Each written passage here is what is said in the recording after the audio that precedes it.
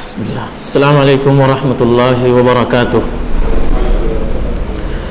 Innal hamdalillah nahmaduhu wa nasta'inuhu wa nastaghfiruh wa na'udzu billahi min shururi anfusina wa sayyiati a'malina. Man yahdihillahu fala mudilla lahu wa man yudlil fala hadiya lahu. Ashhadu an la ilaha illallah wahdahu la syarika lah wa ashhadu anna Muhammadan abduhu wa rasuluhu wa ba'd. Kita bersyukur kepada Allah Subhanahu wa taala atas segala kenikmatan yang Allah berikan kepada kita semua, kenikmatan yang seluruh makhluk tidak mampu untuk mendatangkannya. Seluruh kenikmatan yang kita peroleh, maka kita pun tidak ada daya dan kekuatan di dalamnya. Oleh karena itu, di antara doa Rasulullah sallallahu alaihi wasallam yang diajarkan kepada kita semua, apa dia? Alhamdulillahilladzi at'amani wa saqani min ghairi haulin wala quwwah. Min ghairi haulin wala quwwah. Ini di antara doa Rasulullah sallallahu alaihi wasallam tentang ketika setelah selesai makan.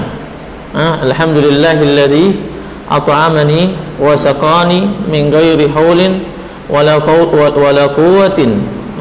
Ini Rasulullah SAW mengatakan siapa yang membaca doa ini maka dia diampuni dosanya.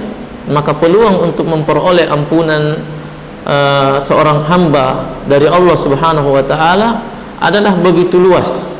Ya, begitu luas. Bayangkan, adakah agama selain daripada Islam yang memberikan ampunan bagi seseorang ketika dia setelah makan, selesai makan? Tidak ada, kecuali Islam itu sendiri. Namun ketika seseorang ingin memperolehnya, maka dia berdoa dengan doa ini, Alhamdulillahilladzi at'amani wa saqani min ghairi haulin wala quwwah. Ya, tidak ada, segala puji bagi Allah Subhanahu wa taala yang telah memberikan Yang telah memberiku makan dan memberiku minum min ghairi haulin, tanpa ada daya dan kekuatan dariku. Tanpa ada daya dan kekuatan dariku. Maka ini adalah kenikmatan yang Allah berikan bagi kita di atas kenikmatan. Allah memberi kita makan. Setelah kita makan, kemudian baca doa, Allah pun memberikan ampunannya kepada kita semua. Maka seluruh kenikmatan yang Allah berikan itu adalah kenikmatan yang seluruh makhluk tidak mampu mendatangkannya.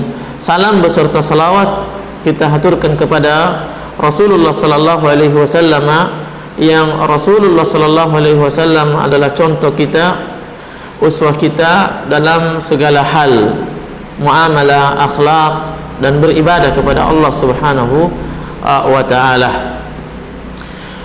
Sekarang kita masuk pada surat Al-Kautsar. Surat Al-Kautsar. Bismillahirrahmanirrahim. Surat Al-Kautsar adalah di antara surat-surat yang dikelompokkan oleh para ulama, ada bagian dari surat Makkiyah, dan sebagian ulama mengatakan dia adalah Madaniyah. Allah Subhanahu wa taala berfirman, Inna a'tainaka al-Kautsar. Inna a'tainaka al-Kautsar. Sesungguhnya kami telah memberikan kepadamu wahai Muhammad Al-Kautsar. Adalah Al-Kautsar. Para ulama, beliau mengisyaratkan di sini khilafnya ulama, apa dia? Para ulama berbeda pandangan. Sebagian ulama mengatakan bahwa Al-Kautsar dia adalah sungai di dalam surga. Sebagian di sini nahrun fil jannah, surga di dalam surga. Kemudian sebagian yang lain, atau dia adalah haud taridu alaihi ummah. Kata Rasulullah SAW, ana faradtukum alal haud, ana faradtukum alal haud, kata Rasulullah sallallahu alaihi wasallam. Ya, aku akan menunggu kalian di telagaku. Aku menunggu kalian di telagaku. Wa yuhalu min ummat rajulun min ummati. Namun ternyata ada orang yang dihalangi dari apa? Dari telaga Rasulullah sallallahu alaihi wasallam. Faqala ummati ummati. Lalu Nabi SAW mengatakan, umatku, kenapa diusir maksudnya? Jangan diusir, dia adalah umatku. Maka para sahabat malaikat mengatakan, innaka la tadri ma ahdasa atau ma ahdasu ba'dak. Wahai Muhammad, biarkan saja, maksudnya arti bebasnya begitu. Biarkan saja kami jauhkan dia dari haudmu, dari telagamu. Tidak usah peduli dengan dia. Kenapa? Karena innaka la tadri ma ahdasu ba'dak. Karena engkau tidak tahu apa yang dia perbuat. Ibadah-ibadah yang tidak engkau contohkan oleh Rasulullah sallallahu alaihi wasallam setelah engkau meninggal. Ini di antara orang yang diusir dari telaga Nabi sallallahu alaihi wasallam. Siapa dia? Orang yang melakukan sebuah ibadah namun tidak mencontoh Nabi sallallahu alaihi wasallam. Namun tidak mencontoh Nabi sallallahu alaihi wasallam. Mungkin dia salat berjamaah lagi. Namun karena tidak mencontoh Nabi sallallahu alaihi wasallam di dalam apa? Di dalam salat berjamaahnya sebagai makmum, sehingga dia menyelisihi imam. Imamnya masih sujud, dia sudah mau bangkit. Imamnya masih membaca, dia sudah mau jongkok, mau ruku'. Kenapa demikian? Karena dia tidak mencontoh Nabi SAW. Mencontoh Nabi SAW tentunya tidak bisa kita tahu begitu saja. Tidak bisa, Allah tidak mengilhamkan seseorang begitu lahir langsung dia tahu bahwa ini contoh Nabi SAW. Dia harus mempelajarinya. Maka orang yang melakukan sebuah ibadah dan tidak menjadikan Nabi SAW sebagai idolahnya dalam beribadah, sebagai idolahnya dalam bermuamalah, maka dia termasuk di antara orang yang apa? Diusir dari telaga Nabi SAW. Padahal begitu agungnya, begitu besarnya kemuliaan seorang mukmin yang bisa meneguk daripada telaga Nabi SAW. Air yang ada di telaga Nabi sallallahu alaihi wasallam di hari kemudian nanti. Bagaimana dia? Man syariba minhu syarbah lam yazma abadan. Siapa yang meminum satu teguk dari telaga Nabi sallallahu alaihi wasallam, kata Rasulullah, apa dia? Lam yazma abadan. Dia tidak akan merasakan kehausan pada saat itu. Kita tahu bahwa hari kiamat itu di mana matahari direndahkan, didekatkan kepada manusia. Dalam hadis Nabi SAW, jaraknya adalah satu jengkal dari kepala manusia pada saat itu. Bagaimana panasnya? Maka ketika panas pasti identik dengan kehausan. Maka air ini adalah kebutuhan manusia yang paling mendesak saat itu. Namun kemudian ternyata Allah memberikan kepada orang-orang yang senantiasa mengikuti Nabi SAW, mencontoh Nabi SAW dalam tutur katanya, dalam ibadahnya terutama, dalam akhlaknya, bahwa mereka akan diberikan balasan. Apa dia? Dia bisa meneguk dan meminum dari telaga Nabi SAW. Kemudian Allah Subhanahu Wa Taala di sini memberitahu kepada kita dan kepada Rasulullah SAW terutama, inna a'tainaka al-kautsar, sesungguhnya kami telah memberikan kepadamu wahai Muhammad al-kautsar. Penafsiran yang pertama adalah al-kautsar adalah nahrun fil jannah, sungai di surga, di surga. Karena ini di antara hadis Nabi sallallahu alaihi wasallam bahwa aghfan Nabi sallallahu alaihi wasallam ghafwah.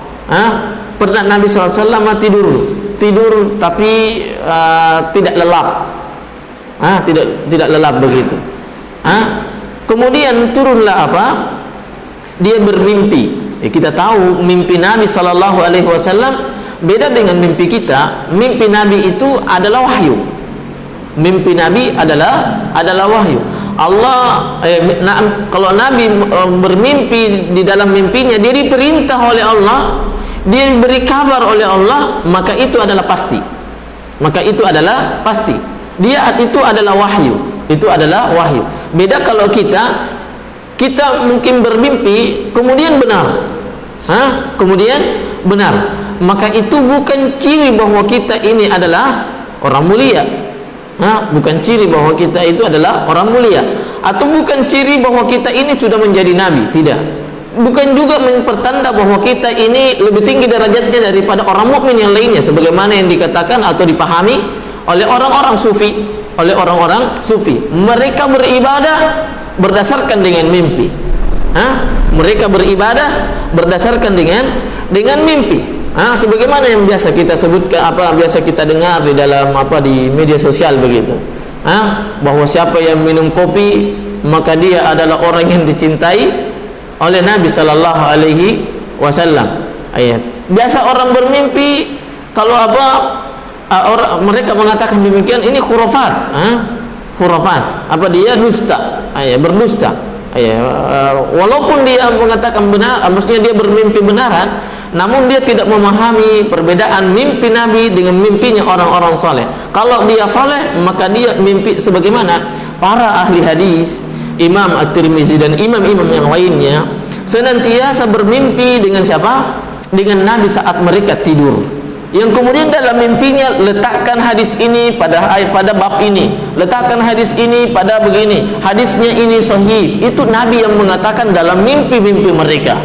Dalam mimpi-mimpi mereka. Namun tatkala mereka mendapati, para ulama hadis di antaranya Imam At-Tirmizi dan yang lainnya, imam-imam yang lainnya, mereka mendapati ilmu yang dia peroleh, yang dia yakini, metode dalam peletakan hadis, dalam periwayatan hadis, pensahihan hadis berbeda dengan apa yang ada dalam mimpinya, maka mereka menyelisihi mimpinya. Walaupun mereka mengetahui ciri-cirinya Nabi sallallahu alaihi wasallam di dalam mimpinya. Tentunya orang yang mengaku-ngaku tadi, mengaku-ngaku bahwa saya melihat Nabi begini-begini, tidak usah silau, tidak usah heran dengan keanehan, keajaiban, keanehan dalam mimpinya, bagaimana dia bertemu dengan Nabi. Silahkan ditanyakan saja. Ditanyakan di antara cara bahwa ini mimpinya benar atau tidaknya seseorang, silakan ditanyakan tentang bagaimana ciri-ciri Nabi. Jangan sampai biar uban Nabi sallallahu alaihi wasallam dia tidak tahu. Model mukanya Nabi sallallahu alaihi wasallam lebar atau memanjang, bagaimana dia. Maka inilah yang dituangkan oleh para ulama, hadis-hadis tentang yang riwayat-riwayat yang bercerita tentang model dan fisik Nabi sallallahu alaihi wasallam. Bagaimana dia, supaya kita ini tidak bergampangan mempercaya orang, dan kita juga tidak bergampangan dengan mempercaya mimpi atau godaan setan dalam apa yang kita lihat di dalam tidur kita. Boleh jadi di sana ada kita bermimpi, kita ini mungkin rajin salat, rajin begini, berteman dengan orang-orang saleh. Ternyata suatu malam saat kita tidur datang setan menggoda kita, memberikan syubhat kepada kita, bahwa saya adalah Nabi. Saya perintahkan kamu begini-begini, kamu akan dijamin masuk surga dan seterusnya. Namun karena kita jahil tentang Nabi sallallahu alaihi wasallam, kita tidak mengetahui ciri dan fisik Nabi sallallahu alaihi wasallam, bagaimana rambutnya, bagaimana pakaiannya, bagaimana cara Nabi sallallahu alaihi wasallam berjalan, bagaimana sallallahu alaihi wasallam itu ketika ketika mungkin dia duduk, bagaimana telapak kaki Nabi SAW. Itu semua dituangkan oleh para ulama dalam kitab yang disebutkan Asy-Syama'ilul Muhammadiyah. Asy-Syama'il Al-Muhammadiyah ini bukan hanya Imam At-Tirmizi rahimahullahu ta'ala yang menulis, banyak diantaranya ulama-ulama lain yang menyebutkan ciri dan fisik dari bentuk-bentuk fisik Nabi sallallahu alaihi wasallam. Makanya di antara penyebab terbesar orang tersesat dalam beribadah kepada Allah, dalam membelok pemahamannya dari yang benar ke arah yang sesat, adalah tidak mengetahui Nabi sallallahu alaihi wasallam. Yang paling pertama untuk kita ketahui adalah adalah apa yang dibawa oleh Rasulullah sallallahu alaihi wasallam. Kemudian kita berpindah tentang apa? Barulah kemudian kita berpindah tentang fisik Nabi sallallahu alaihi wasallam. Bagaimana mukanya, bagaimana giginya, bagaimana matanya, dan semuanya disebutkan oleh Rasulullah di dalam asar itu, di dalam asar itu.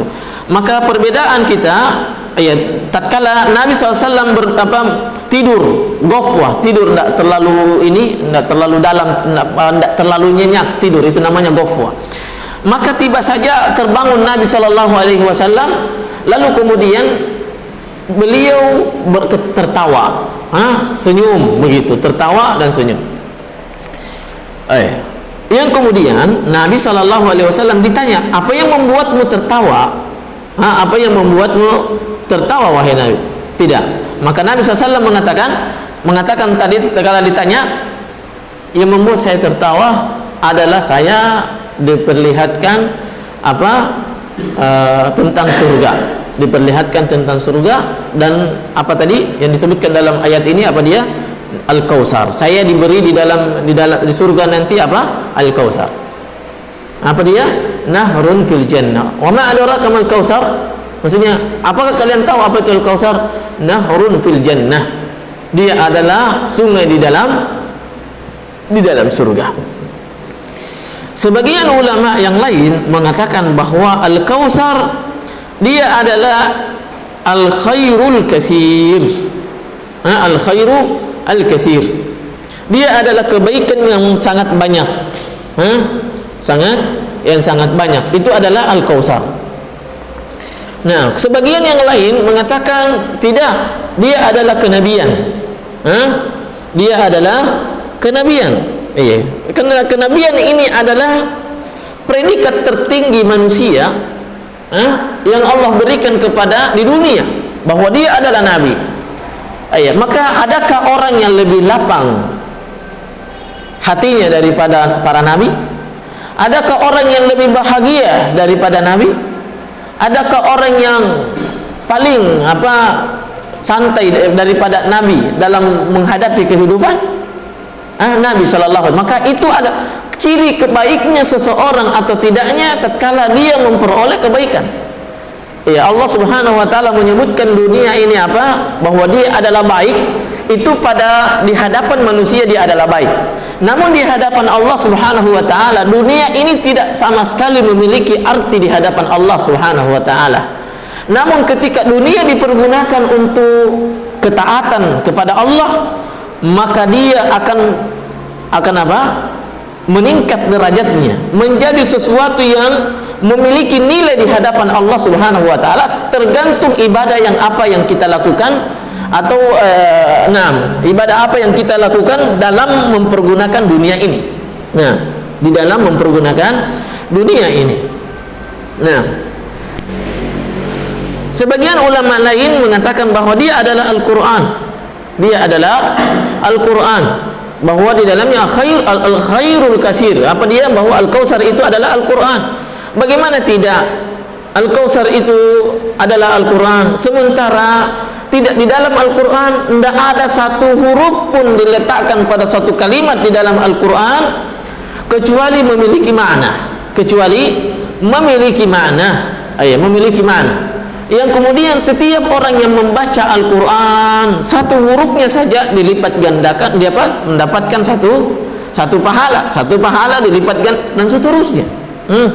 Dilipat gandakan. Tidak ada zikir yang diutarakan seorang manusia, orang mukmin melebihi atau lebih afdal daripada lebih afdal daripada Al-Quran. Dari segi pahalanya, bahwasanya setiap hurufnya mendapatkan pahala. Setiap hurufnya mendapatkan pahala. Beda ketika kita mengucapkan subhanallah, alhamdulillah, la ilaha illallah, itu kita akan memperoleh pahalanya saat yang pertama. Yang pertama adalah ketika kita membacanya secara sempurna saja, baru kita memperoleh pahala subhanallah. Ketika kita membaca saja subhana, tidak dihitung pahalanya setiap hurufnya sin, ba, ha, alif, tidak dihitung per hurufnya. namun dihitung per kalimatnya, yaitu subhanallah, alhamdulillah, subhanallah, alhamdulillah. Dihitung apanya? Pahala di sana ketika kita sempurna. Kemudian Al-Quran, dia kita paham artinya atau tidak memahami artinya, kita juga tetap saja mendapatkan pahala. Kalau zikir yang lain, maka kita tidak mendapatkan pahala darinya kecuali kita memahami artinya, memahami maknanya, memahami makna dari kalimat la ilaha, kalimat la ilaha illallah atau subhanallah, alhamdulillah, la haula wala quwata illa billah, dan zikir-zikir yang lainnya. Padahal zikir ini, namun sisi lain zikir subhanallah, alhamdulillah, ya, apa dia adalah zikir yang abadi, ibadah yang abadi, walaupun seseorang sudah mati dan masuk dalam surga. Beda dengan salat, beda dengan salat. Dan ini diantara keutamaan daripada apa? Keutamaan zikir itu, bahwa dia adalah ibadah yang abadi, ibadah abadi. Sebagian yang lain mengatakan bahwa dia adalah syafaat dan yang lainnya, dan yang lain. Namun yang membuat para ulama berbeda pandangan, kenapa sebagian mereka mengatakan bahwa Al-Kautsar itu adalah sungai di dalam surga, sungai di dalam surga. Sebagian yang lain mengatakan Al-Kautsar itu bukan sungai, tetapi dia adalah kebaikan yang banyak. Kenapa? Karena bahasa Arab datang bahwa Al-Kautsar itu bermakna apa? Al-khairul katsir. Al-khairu al-katsir. Bahasa Arab memberikan makna pada kalimat Al-Kautsar, dia adalah apa? Al-khairul katsir, kebaikan yang banyak. Namun kemudian datang Rasulullah sallallahu alaihi wasallam dengan sabdanya yang kemudian apa? Al-Kautsar itu adalah nahrun fil jannah. Nahrun fil jannah. Maka ulama yang mengatakan bahwa Al-Kautsar adalah al-khairul katsir, maka sandarannya adalah bahasa. Sandarannya adalah bahasa. Ulama yang mengatakan adalah surga sungai di dalam surga itu adalah Al-Kautsar, maka sandarannya adalah hadis Nabi sallallahu alaihi wasallam. Senantiasa kita sebutkan bahwa bahasa Arab itu adalah jalan untuk memahami Al-Quran atau memahami syariat secara umum. Bahasa Arab itu tidak bisa seseorang berbicara tentang hukum, mengambil hukum tanpa mengetahui dari Al-Quran, dari hadis Nabi sallallahu alaihi wasallam, kecuali melalui dia harus terlebih dahulu memahami bahasa Arab. Nah, kemudian fasalli li rabbika wanhar. Fasalli li rabbika wanhar. Dan salatlah engkau untuk Tuhanmu. Wanhar, wanhar dan apa? Dan berkurbanlah pada apa? Ini tentunya para ulama juga berbeda pandangan. Fasalli, maka salatlah kalian apa? Salat Id. Salat Id. Salatlah kalian, salat Idlah kalian. Sebagian ulama mengatakan bahwa dia salat duha lah kalian. Kenapa? Karena salat, maksudnya salat Idlah di waktu duha. Salat Idlah kalian di waktu duha. Kenapa dia mengatakan bahwa salat yang dimaksud di sini adalah salat apa?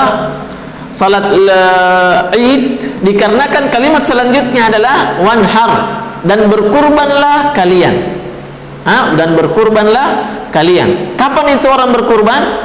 Di hari Id, Idul Adha, hari Id. Oleh karena itu sebagian ulama mengambil dengan ayat ini, mengatakan bahwa mengambil hukum darinya bahwa salat Id itu adalah wajib. Salat Id itu adalah wajib. Kenapa? Karena hukum asal pada sebuah perintah adalah wajib. Hukum asal pada sebuah perintah di dalam Al-Quran ataupun hadis adalah wajib selama itu tidak ada yang memalingkannya dari wajib menjadi sunnah. Maka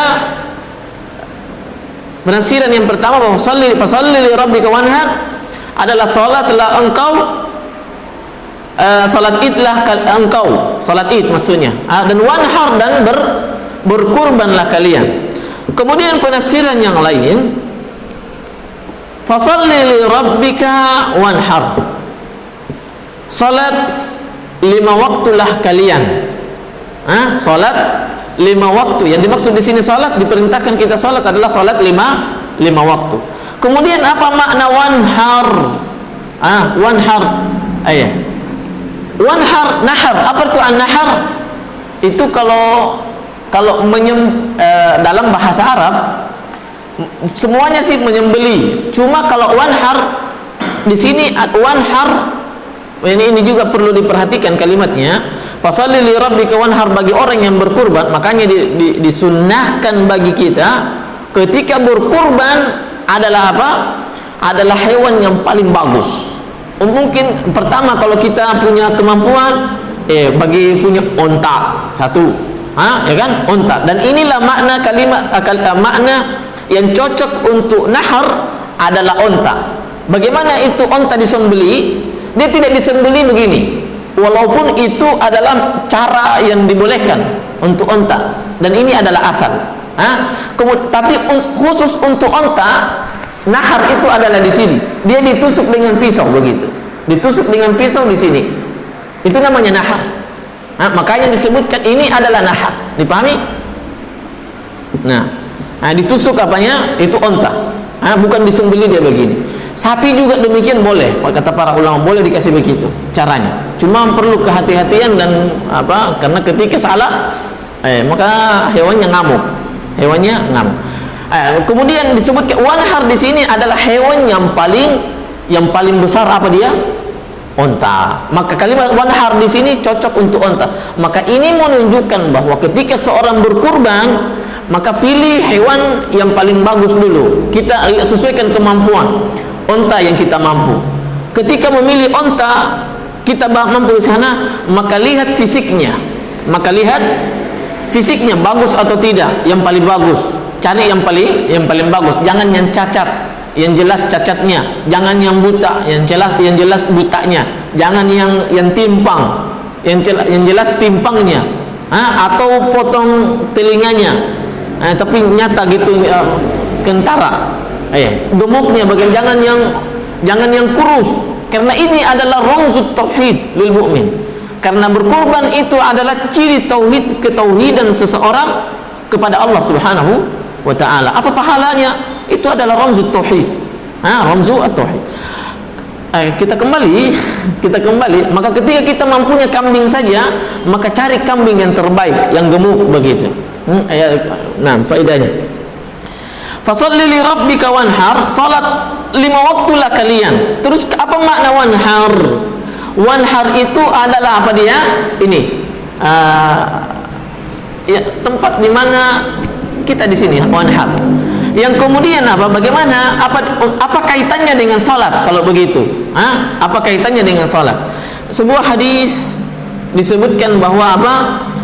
Likulli syai'in zina. Wa zinatus salati at-takbirat. Likulli syai'in zinatun. Wa zinatus salati at-takbirat. Segala sesuatu itu ada keindahannya, ada saja yang memiliki daya tarik. Segala sesuatu. Maka yang paling indah di dalam salat adalah apanya? Takbir-takbirnya itu yang membuat indah salat itu. Yang membuat indah, walaupun hadisnya dhaif. Hadisnya dhaif. Yang kemudian maka perintah kalimatnya fasalli li rabbi, salat 5 waktulah kalian. Dan apa yang pertama dilakukan seseorang salat?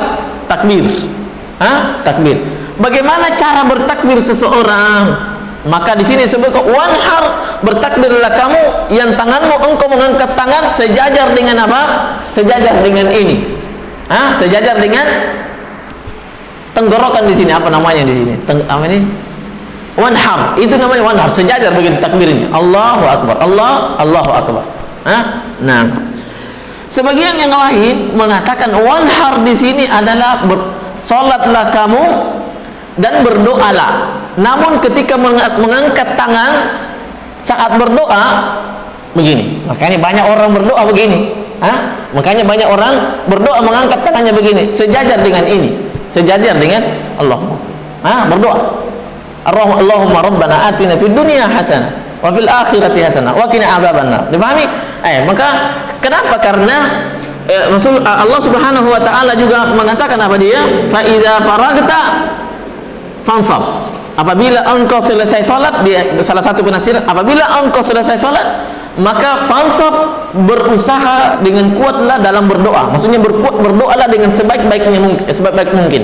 Berdoa. Maka di sini adalah kecocokan di sana penafsirannya. Apa dia?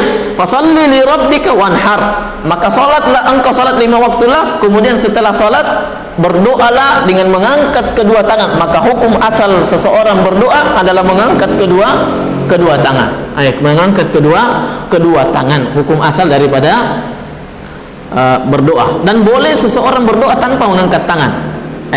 Namun di sini fasalli li rabbika wanhar, berdoalah, salat 5 waktulah kalian, dan berdoalah dengan mengangkat kedua tangan sejajar dengan nahar, tempat di mana ditusuknya tenggorokan kita ini. Nah, kemudian inna syani'aka huwal abtar. Inna syani'aka huwal abtar. Kata beliau di sini, ini banyak sebab nuzul disebutkan, ada 3 oleh Ibnu Al-Jauzi rahimahullahu taala. Di antaranya adalah nazalat fil As ibn Wa'il. Ini ayat ini turun tentang siapa? Al-As ibn Wa'il. Inna syani'aka huwal abtar. Sebagian yang lain mengatakan bahwa dia adalah Abu Lahab. Dia adalah Abu Jahal. Kapan itu? Inna syani'aka, tatkala meninggal siapa? Anak Nabi sallallahu alaihi wasallam, siapa? Al-Qasim. Tatkala Nabi sallallahu alaihi wasallam meninggal anaknya Nabi namanya Al-Qasim, maka mulailah orang-orang kafir. Ini kisahnya siapa? Al-As ibn Wa'il ini. Nabi sallallahu alaihi wasallam berdiri di pintu masjid.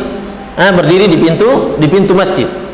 Kemudian datanglah Al-As ibn Wa'il, kemudian berbicara kepada Nabi sebentar begitu. Namun di dalam masjid ini pembesar siapa? Orang-orang Quraisy yang kafir ini ada. Di dalam masjid begitu. Maka dia bertanya, tatkala Wa'il ini setelah berbicara dengan Nabi, dia pun masuk dan bertemu. Maka dia ditanya, Al-As ibn Wa'il ini ditanya, dengan siapa kamu berbicara? Maka dia mengatakan Al-Abtar. Dia Al-As mengatakan, Al-As ibn Wa'il mengatakan, saya berbicara dengan Al-Abtar. Kenapa disebutkan Al-Abtar? Dahulu Al-Abtar artinya adalah orang yang tidak ada kebaikannya, orang yang tidak ada atau terputus kebaikannya. Kenapa disebut dalam bahasa Arab Al-Abtar itu adalah orang yang tidak kebaikannya? Dikarenakan orang Arab dahulu, ketika mereka ada anaknya, mereka berbangga dengan anak laki-laki tentunya. Yang sebelumnya kita sudah sebutkan bagaimana keadaan orang jahiliyah ketika lahir dari anaknya ternyata wanita. Mereka tidak senang dengan wanita. Mereka senangnya hanya laki-laki. Maka tatkala seseorang di zaman jahiliyah lahir dari anaknya seorang laki-laki, mereka berbangga luar biasa. Kenapa? Karena dia bisa berperang, dia bisa mencari nafkah, dia bisa, keutamanya disebutkan begitu. Namun kemudian satu sisi dia mencela dan wanita itu, padahal wanita itu adalah pengait rezeki. Pengait rezeki disebutkan dalam hadis Nabi sallallahu alaihi wasallam. Dan kemudian apalagi wanita itu, Islam mengangkat derajat wanita. Bagaimana dia? Man kanat lahu jariyatan, siapa yang memiliki 2 anak, farabbaha ahsanat tarbiyah. Siapa yang memiliki 2 putri, anaknya, kemudian dia mendidiknya sebaik mungkin, artinya mendidik dengan di atas agama, dia mendidiknya sebaik mungkin, maka 2 putrinya ini menjadi penghalangnya dari neraka. menjadi penghalang seseorang dari neraka. Sampai kapan seseorang mendidik anak? Sampai dia menikah. Sampai dia menikah. Tapi sampai kapan seseorang mendidik laki-laki? Sampai tua. Bukan dia batasi dengan menikah. Bukan dibatasi dengan wanita. Demikian juga kewajiban laki-laki itu terus berlanjut sampai dia mati kepada orang tuanya. Beda dengan wanita. Dia harus dengar sama orang tuanya ketika dia sudah menikah. Kalau sudah menikah, maka dia harus mendengarkan suaminya daripada orang tuanya. Maka orang dahulu ketika meninggal anak laki-lakinya, maka dialah orang yang disebut dengan al-abtar, orang yang tidak punya kebaikan. Maka Nabi SAW tatkala meninggal siapa? Anaknya Qasim, maka dia disebutkan dijulukin oleh orang-orang kafir dalam rangka menjelekkan Nabi. Di antaranya adalah Wa'il ibnu As ibnu Wa'il, atau Abu Jahal, atau Abu Lahab, sebagian riwayat lain. Maka apa dia? Al-abtar. Maka Allah mengatakan menimpali mereka, inna syani'aka huwal abtar. Wahai Muhammad, tenang saja dengan apa yang mereka utarakan, apa yang mereka kemukakan, bahwa engkau adalah al-abtar. Inna syani'aka, sesungguhnya yang membencimu, yang menceritakan keburukanmu, yang mengejekmu, yang merendahkanmu dengan meninggalnya Al-Qasim ini, anakmu ini, maka dia adalah al-abtar. Dialah orang yang terputus kebaikannya. Dia adalah orang yang terputus kebaikannya. Subhanakallahumma rabbana wa bihamdik, asyhadu an la ilaha illa anta, astaghfiruka wa atubu ilaik. Assalamualaikum warahmatullahi wabarakatuh.